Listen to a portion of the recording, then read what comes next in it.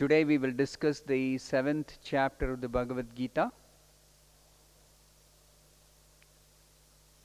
Lord Krishna said at the end of the previous chapter that the Bhakti Yogi is the topmost yogi. And so far Krishna has described Karma Yoga, Jnana Yoga and Ashtanga Yoga. Now he will begin to describe Bhakti Yoga. He will describe Bhakti Yoga in great detail. This description of Bhakti Yoga will be over the next 6 chapters. Now in this chapter he is continuing his description from the previous chapter. Krishna begins this chapter by saying, "Now hear from me how by practicing yoga in full consciousness of me, with mind attached to me, you can know me in full, free from doubt." So Krishna is now going to speak to Arjuna about himself. This is Bhakti Yoga. Bhakti Yoga means primarily to know Krishna.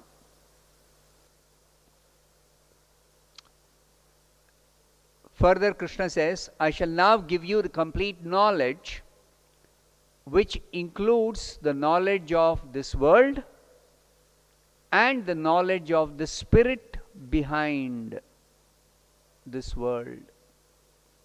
By knowing this, nothing further shall remain for you to know." So this is complete knowledge. Out of many thousands among men, hardly one person may endeavor for perfection. And of those who have achieved perfection, hardly one person may know. Of the people who have achieved perfection, hardly one such perfect person may know Krishna in truth. So what is this perfection? It is said human life is meant for self-realization. That self-realization is described here as perfection.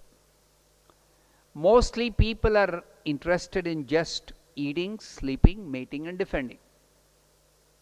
These are bodily demands, and people are just busy with meeting the demands of the body.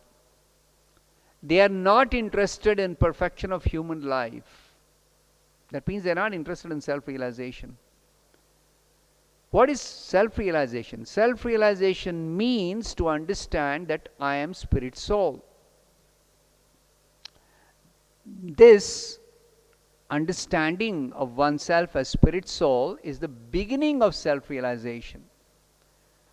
Complete self-realization means to know who am I, who is Krishna, and what is my relationship with Krishna.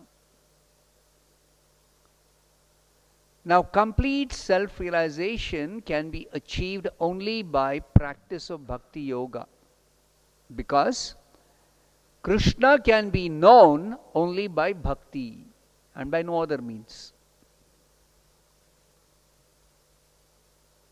Therefore, Krishna says that even among those who have perfected their life, those who have achieved self-realization, it is very rare to find a person who is self-realized, who knows Krishna in truth. Then Krishna describes his 2 energies in this world. What are the 2 energies? The material energy and the spiritual energy. The material energy is described by Krishna as his inferior energy. Why? Because material energy lacks consciousness. So material energy, Krishna says, is made up of 8 elements: earth, water, fire, air and ether, These are the 5 gross elements, and there are 3 subtle elements: mind, intelligence, and ego. These are the 3 subtle elements. So totally there are 8 elements which make up this material energy in this world. All the living beings are Krishna's superior energy or spiritual energy in this world. Now, both these energies, the material energy and the spiritual energy, are completely controlled by Krishna. The living beings are exploiting the material energy and are sustaining the universe. The whole universe, there are so many activities which are going on. These activities are due to the living beings trying to exploit the material energy. Now Krishna explains all created beings have their source in these 2 energies. Anything which is created in this world is either belonging to the material energy or to the spiritual energy. So therefore Krishna says, of all that is material and all that is spiritual in this world, Krishna himself is both the origin and the dissolution. So ultimate cause is Krishna. Ultimate source is Krishna. Then Krishna declares to Arjuna, very importantly, there is no truth superior to me. Everything rests upon me as pearls are strung on a thread. So next Krishna explains how he is present everywhere in this world by his different energies. We have heard this phrase, God is everywhere. Now, Bhagavad Gita specifically explains how God is present everywhere, especially in this world. Krishna says he is the taste of water. The active principle of water is its sweet taste. Similarly, he says he is the light of the sun and the moon. We are dependent on sunshine for all our energy requirements. In fact, the scriptures explain life is sustained on different planets because of the energy that is coming from sunshine. Similarly, moonshine nourishes all vegetation. Therefore, Krishna says he is the light of the sun and the moon. He is the Omkar in all Vedic mantras. Every mantra begins with Om. Just like you might have heard, Om Namah Shivaya. You see, they are praying to Shiva, but it begins with Om. Om Shri Ganeshaya Namaha. Take any Vedic mantra, it begins with Om. So that Om is actually representation of Krishna in all the Vedic mantras. Krishna says he is the sound in ether. It's like I clapped. You hear the clapping. How is that? Because the sound which is present in ether or space, loosely we may say space, that is actually a representation of Krishna. In fact, this whole creation began with one sound, the sound of Om. The whole creation began like that. So Krishna is ultimately the sound in ether. Krishna is the ability in man. So many people have different abilities. What is the source of their ability? It is Krishna only who's giving the ability to every person. Then Krishna further says he is the origin of all fragrance in the earth, or he is the original fragrance of the earth. He is the heat in fire. Fire is valuable. We use fire because it contains heat. So that heat is representation of Krishna's own energy. Krishna is the life of everything that lives. The life force is actually a representation of Krishna. And Krishna is the penance of all tapasvis. Anybody is doing tapasya, the tapashakti is representation of Krishna. Krishna is the original seed of all existences. Anything in existence begins with a seed. So that seed of every existence is representation of Krishna. Krishna is the intelligence of the intelligent people. He is the prowess of all powerful men. That means he is the source of all power. All power comes from Krishna. Krishna is the strength of the strong, devoid of passion and desire. Krishna is sex life which is in accordance with religious principles. Even sex life is representation of Krishna.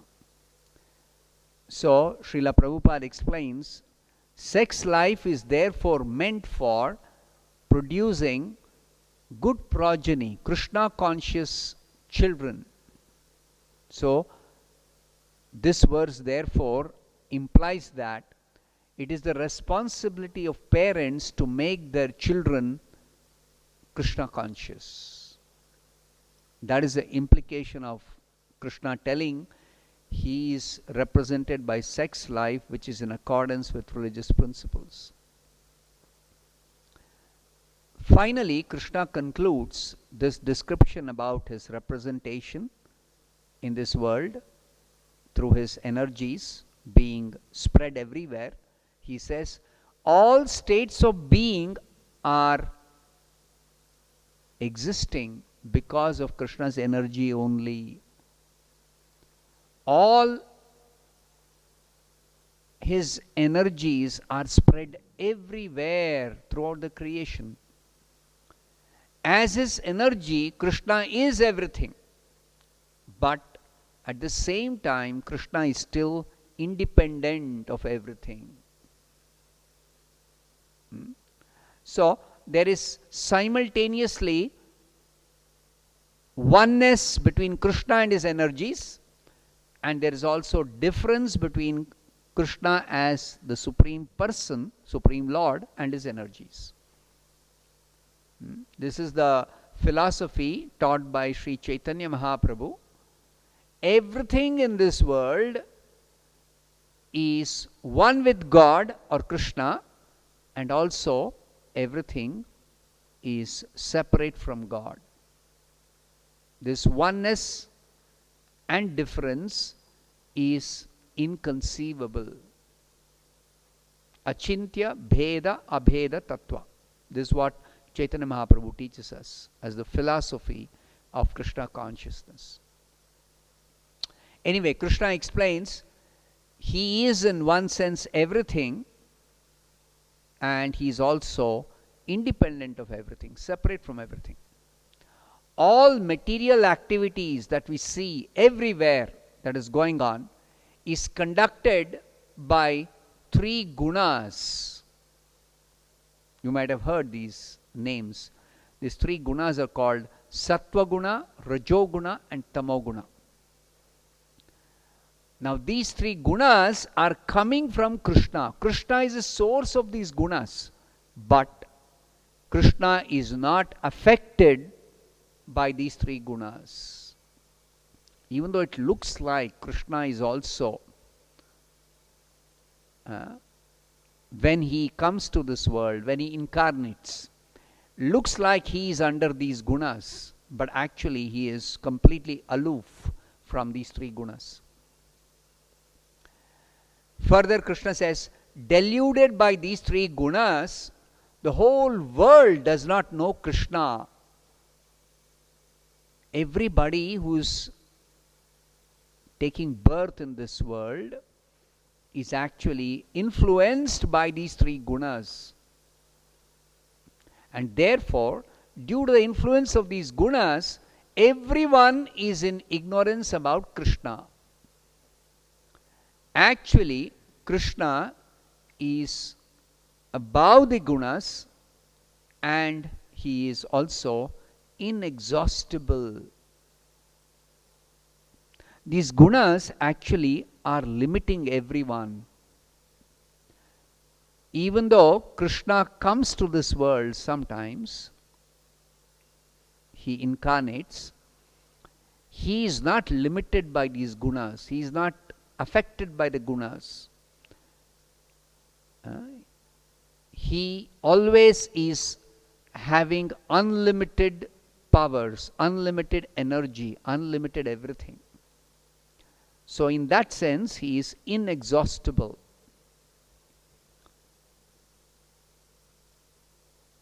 The material energy which consists of these three gunas, the sattva guna, rajoguna and tamoguna, is described by Krishna as his divine energy. It is his divine energy. Why is it described by Krishna as his divine energy? Because this energy, even though it is described by Krishna earlier as inferior energy because it lacks consciousness, but still, due to its connection with Krishna as his energy, it is described as his divine energy. And this material energy is very difficult to overcome for all the living beings in this world. But those who surrender to Krishna, only they can easily cross over this material energy beyond the gunas. They can come out of the influence of the gunas by only one method, that is surrender to Krishna.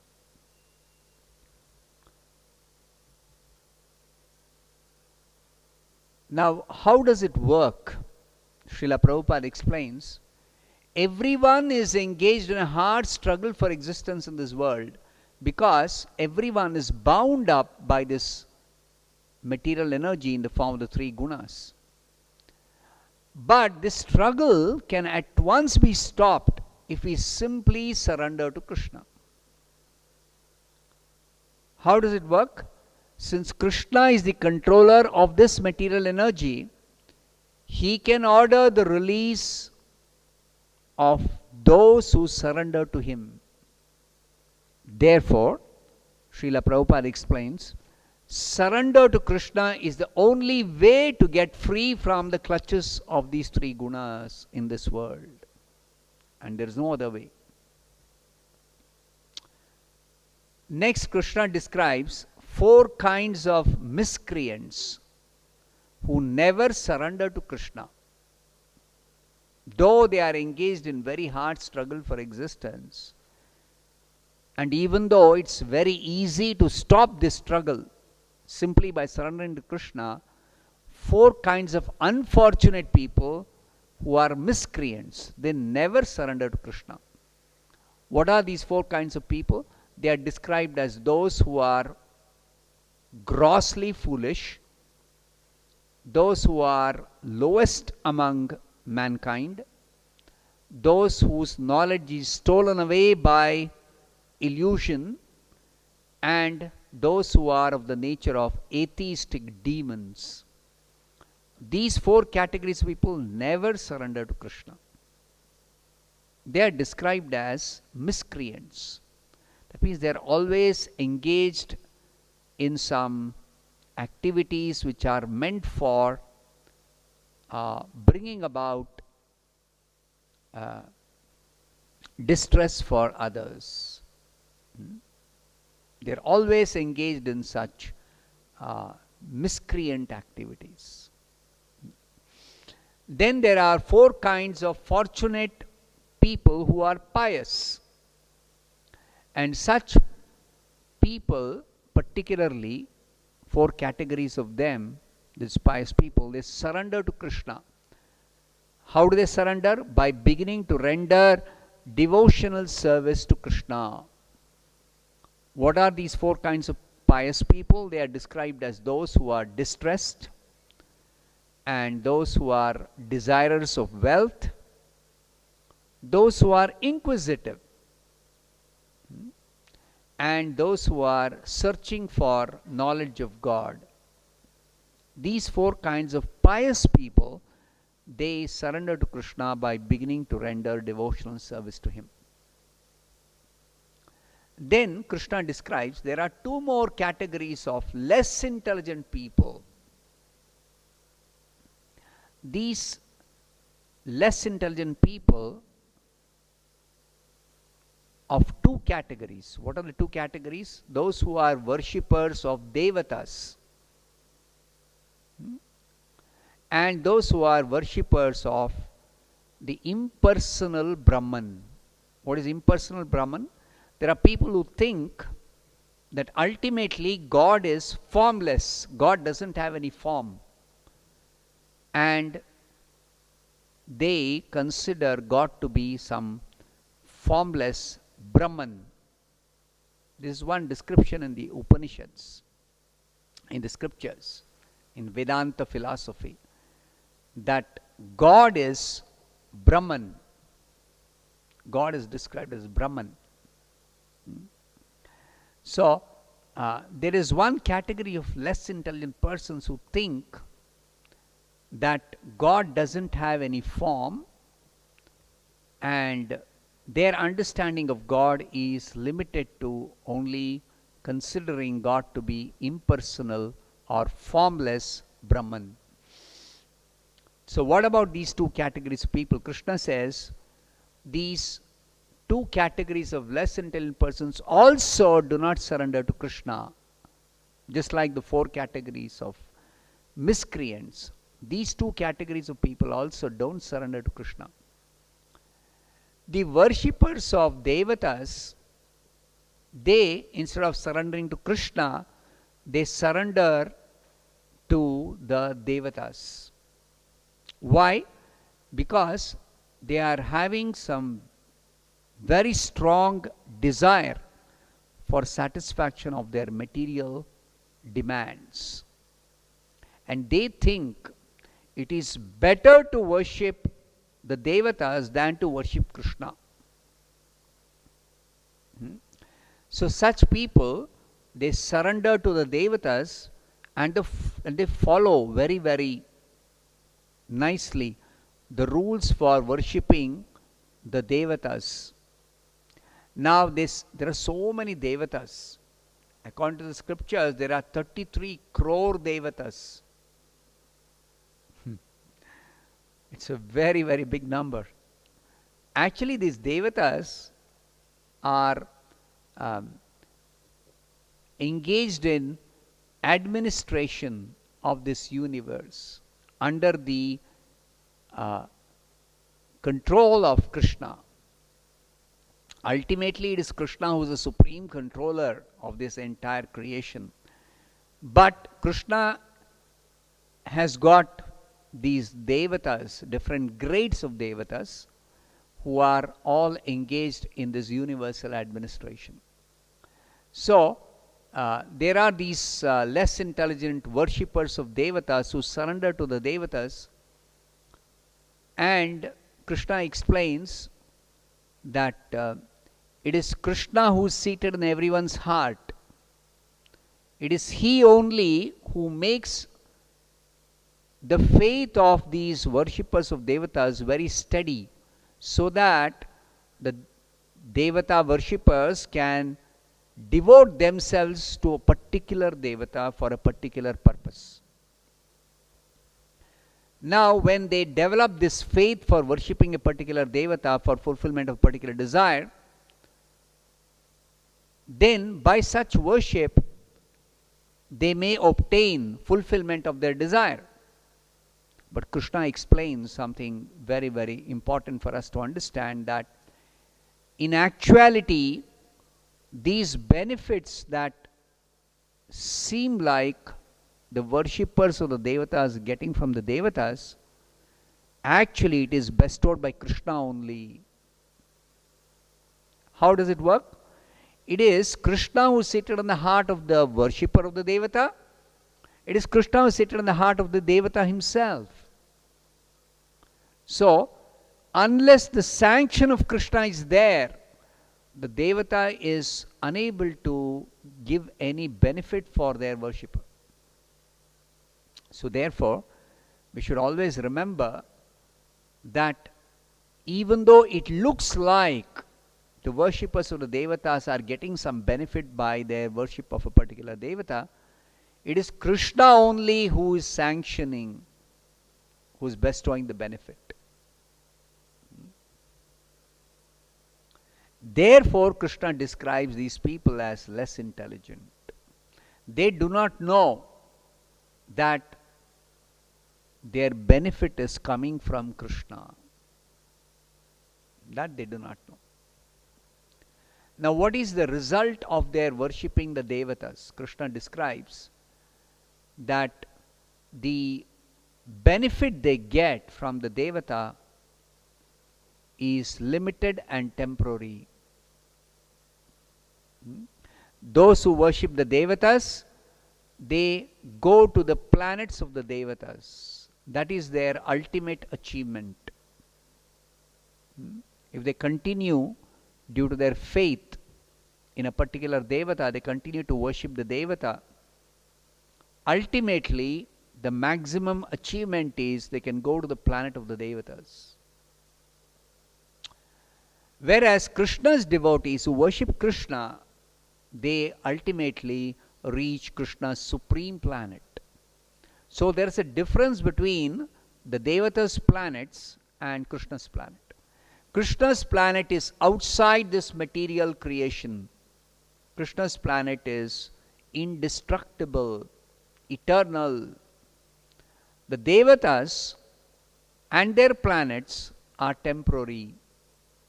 They are subject to destruction. Just like this whole universe, the whole creation is going to be finally destroyed. At that time, the devatas' planets also will be completely destroyed. The devatas themselves have to die, including Brahma, the topmost devata. Everyone has to die, all the devatas. So, the worship of the devatas does not give any permanent benefit to the worshipper. Then Krishna also describes the worshippers of the impersonal Brahman, those who don't surrender to Krishna. They are also less intelligent. They are unintelligent. They do not know Krishna perfectly. Why do they worship the impersonal Brahman? Because they do not know Krishna perfectly. And they think that God is formless, therefore they are not able to understand that Krishna is the Supreme Lord. They think that Krishna has come from the formless Brahman or from the impersonal Brahman. Due to their small knowledge, they do not know Krishna's higher nature, which is beyond this formless Brahman. In fact, the Bhagavad Gita, later on, there is a explanation that Krishna is the origin of even the formless Brahman.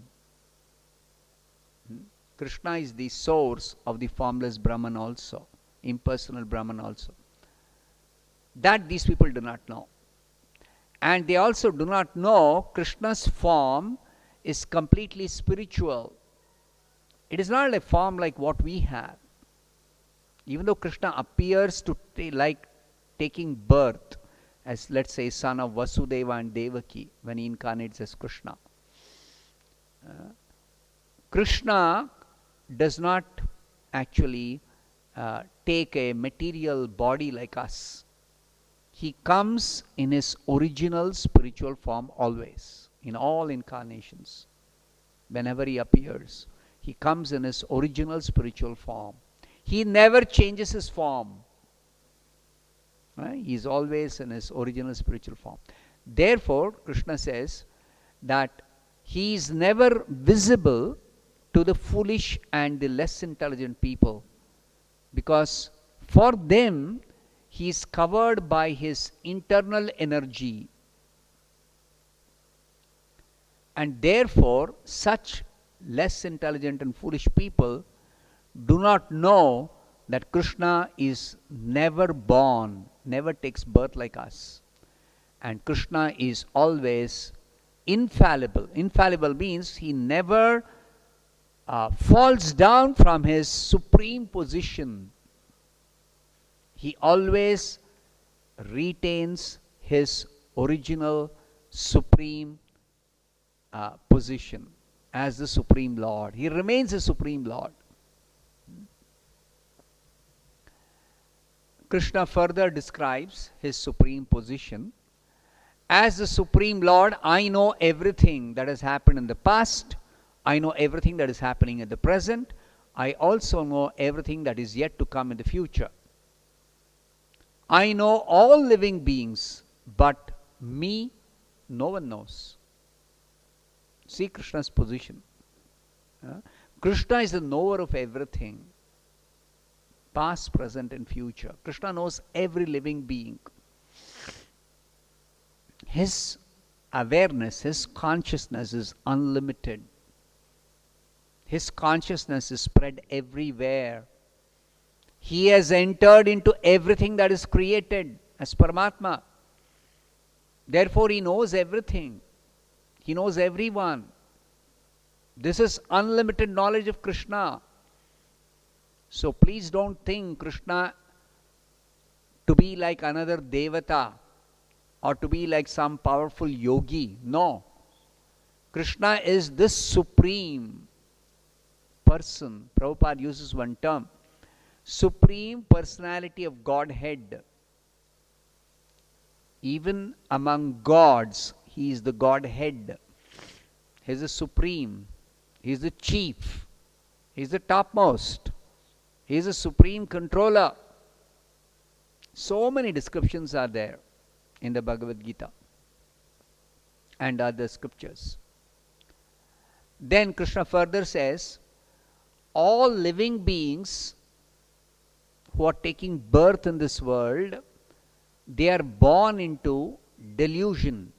Delusion means completely under illusion. Completely under illusion. That means even though we are in illusion, we do not know we are in illusion. And this is due to everyone who takes birth being overcome by the dualities of desire and hate. What is it? Desire and hate? Everyone is born with some likes and some dislikes. Everyone. So, due to these likes and dislikes, we are busy with trying to get what we like if we don't have. Or if we have something which we like, we want to keep it with us. We don't want to lose it. Or we want to get rid of that which we don't like. We want to avoid whatever we dislike. What we don't realize is that we are not this body, neither we have got any connection with anything material. That we do not understand or realize. We do not know due to illusion that I am this, not this body, I am spirit soul. That we do not know. That's why Krishna uses this word, everyone is born into delusion, complete illusion, total illusion. But he says particularly about those who have acted piously in previous lives and who are also acting piously in this life, performing pious activities, and whose sinful actions are completely eradicated. Such people are freed from these dualities of delusion.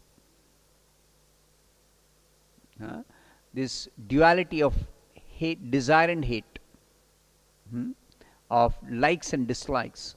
If we become free from it completely, then we can become free from all illusion. And in that way, we can engage ourselves in devotional service to Krishna with determination. There are so many impediments even for those who want to worship Krishna. Because the nature of this material existence is such that it always puts a doubt in the person's mind. What is reality? What is the truth?